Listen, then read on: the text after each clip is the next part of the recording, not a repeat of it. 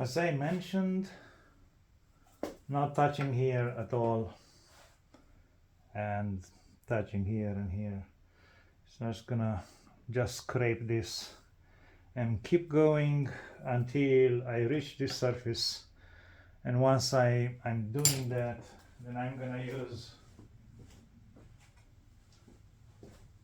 this straight edge to make sure these two surfaces are flat longitudinally, both of them, because the saddle I'm using now, it's ensured that these two faces are in the same plane, like parallel in the same plane with one another.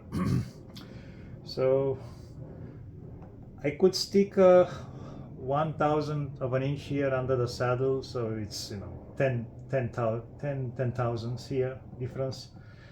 And my passes are not going very deep, they're pretty much shallow. I'm not doing more than 2.5 to 4 microns with this scrape, so 1/1000 of an inch is 10 passes for me, so it's quite a lot.